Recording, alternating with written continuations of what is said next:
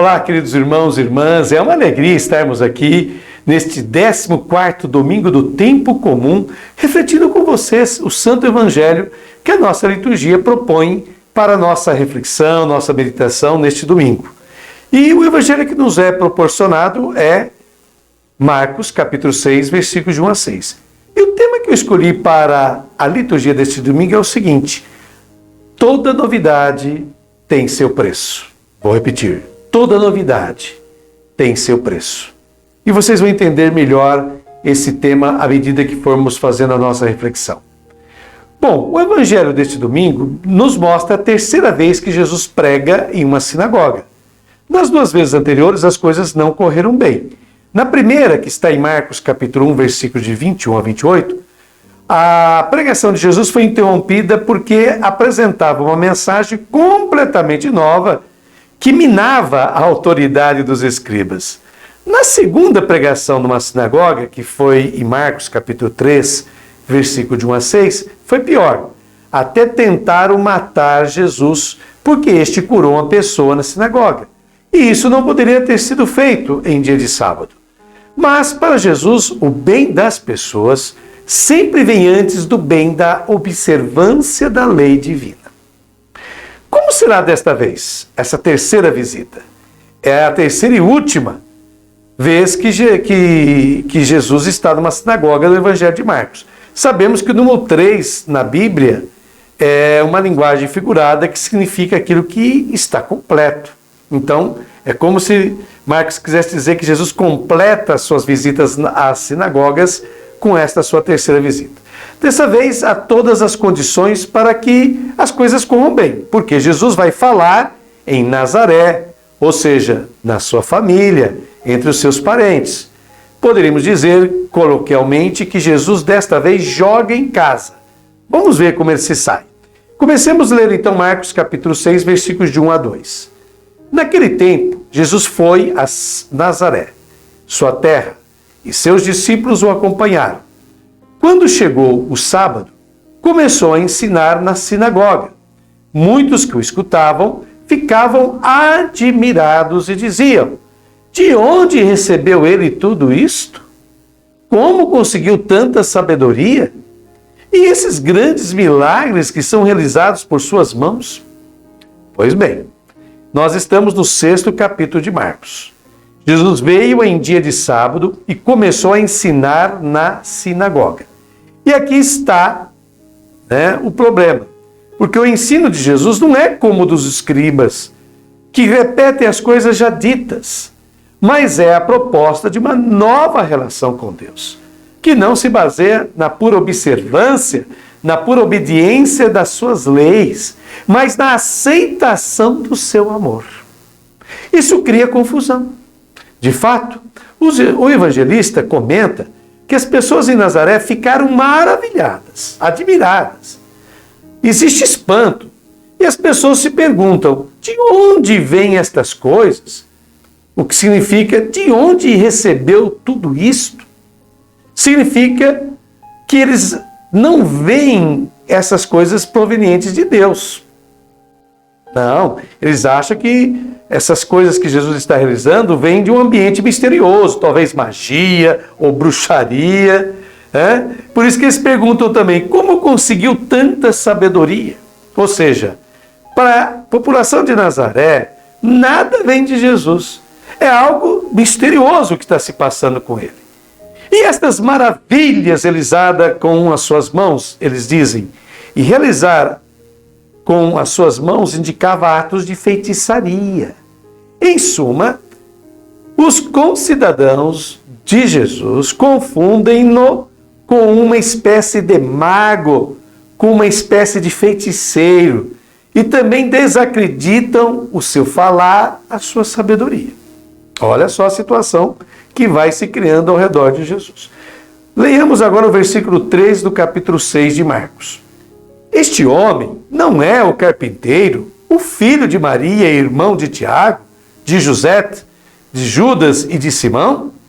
Suas irmãs não moram aqui conosco? E ficaram escandalizados por causa dele.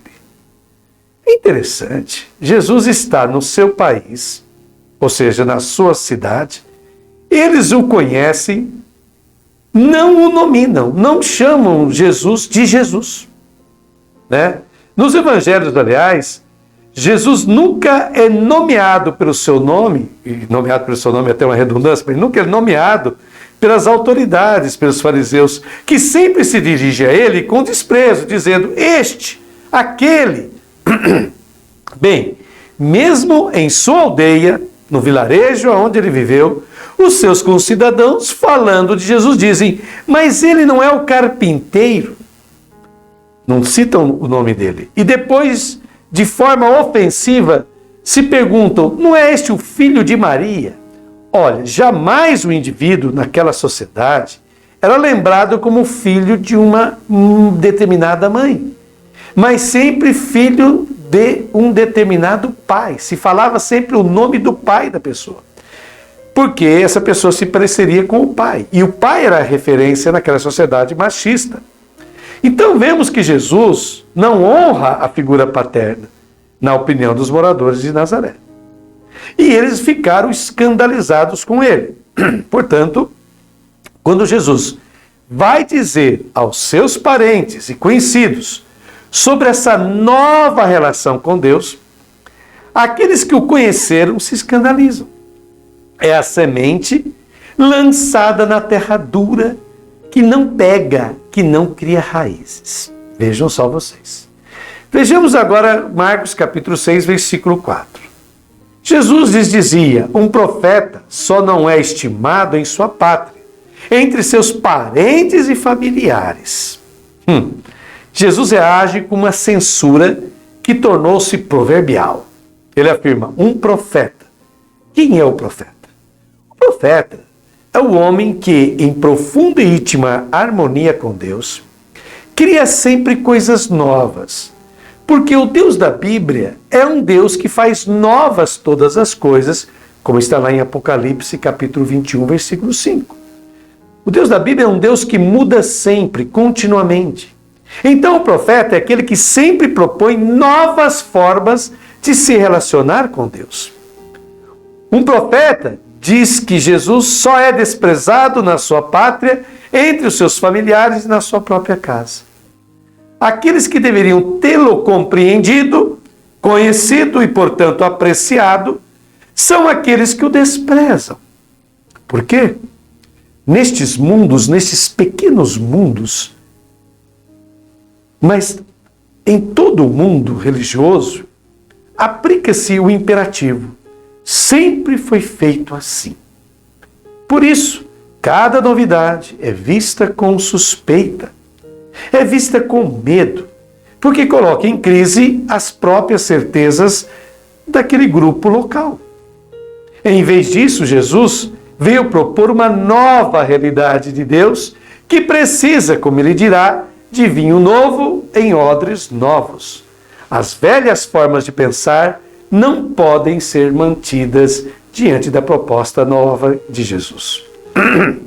Vejamos agora os versículos de 5 a 6 do capítulo 6 de Marcos. E ali não pôde fazer milagre algum, apenas curou alguns doentes, impondo-lhes as mãos, e admirou-se com a falta de fé deles. Jesus percorria os povoados das redondezas, ensinando. Então Jesus, diante deste ceticismo, deste desprezo lá em Nazaré, escreve o evangelista, tem as mãos atadas. Ele não pôde fazer nenhum milagre, mas apenas alguns. O evangelista destaca que Jesus ficou surpreso com a falta de fé deles. É um espanto da parte de Jesus, é um espanto cheio de tristeza, que mostra até que ponto a instituição religiosa pode escravizar e subjugar as pessoas. As pessoas não têm o direito de pensar com as próprias cabeças. Devem sempre pensar de acordo com a forma como as autoridades decidem, e as autoridades decidiram que Jesus é um blasfemador. Deve ser condenado à morte e, portanto, não deve ser ouvido. Foi isso que as autoridades decidiram. E em Nazaré, Jesus não é também muito feliz, ele não se dá muito bem. Bom, depois dessas considerações que Frei Alberto Madi nos ajudou a refletir o texto do Evangelho deste domingo, eu proponho agora uma reflexão minha, pessoal. E começo com uma frase de Mariana Moreno, que diz o seguinte: a coisa mais dolorosa que uma pessoa pode fazer pela outra é rejeitá-la pelo que ela é. Vou repetir. A coisa mais dolorosa que uma pessoa pode fazer pela outra é rejeitá-la pelo que ela é. No fundo, são raríssimas as pessoas, seja no passado como hoje, que ao frequentar uma igreja, tomar parte em uma celebração ou rito religioso, o façam com uma verdadeira vontade de mudança radical e profunda de vida. A nossa participação nas atividades da nossa igreja, em grande parte, se dá por hábito, tradição e rotina. Poucas são as vezes em que temos uma real e profunda consciência do que estamos celebrando e das consequências daquele rito do qual estamos participando.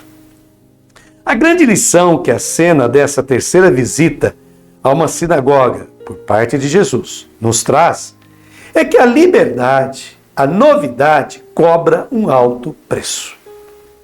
Os nazarenos esperavam ver e ouvir em Jesus aquilo que eles lhe haviam incutido, mediante a educação ministrada em sua família e na sinagoga do vilarejo. No entanto, viram e ouviram coisas novas, surpreendentes, que não procediam deles. Portanto, a mentalidade e a maneira de pensar de Jesus estavam completamente diferentes daquelas que eram compartilhadas em Nazaré. Outro fator que explica a rejeição a Jesus por parte de seus concidadãos e familiares é que, no afã de serem importantes, as pessoas gostam de coisa importada, enquanto aquilo que Deus suscita no meio da própria gente não vale. Esta é uma frase de Johann König, saudoso biblista. Isso é mais comum do que pensamos. Quantas vezes pessoas e propostas saídas do seio de nossas comunidades são desprezadas em lugar daquelas brilhantes e espetaculares pessoas e ideias que vêm de fora.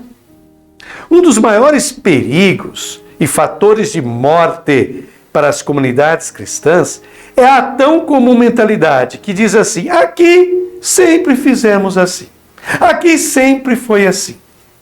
Jesus foi incompreendido e rejeitado por aqueles que mais pensavam conhecê-lo, porque representava uma perigosa novidade. Ele era perigoso para a religião daquela gente, representada pela sinagoga, bem como para o modelo de sociedade da época, representado pela sua família. Eu não tenho dúvidas. Assim como Jesus ficou sozinho naquela época, também eu ficaria hoje. Porque toda pessoa que busca mudança de mentalidade e de sociedade será perseguida e incompreendida. E agora, finalizando a nossa meditação do Evangelho neste 14º domingo do tempo comum, convido vocês a fazer essa oração juntamente comigo. É de Marino Gobin, monge beneditino italiano. Essa oração nos diz o seguinte: Tu, ó Jesus, foste rejeitado pelo teu povo em Nazaré, como o profeta Ezequiel foi entre os israelitas. O profeta não deve desanimar diante das dificuldades, porque na fraqueza se revela o poder da tua graça. O profeta é o sinal de que o Pai continua a amar-nos, chamando-nos à conversão. É o triunfo do amor do Pai, mesmo que a sua presença seja muitas vezes contrariada. A tua graça basta ao profeta. O seu poder exprime-se na fraqueza.